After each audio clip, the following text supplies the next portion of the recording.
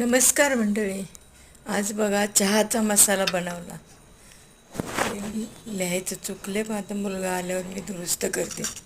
बघा मी एक चमचा काळी मिरी, एक चमचा दालचिनी आणि एक चमचा हे वेलदोडा घातलेले. ते सर्व काय मी आणि सुंठ घेतलेले. माझ्याकडे सुंठ मी आणली होती, भरपूर आणली होती. दोन्ही सर्व काय मी गरम करून घेतलेले आणि अर्ध जायफळ घेतले.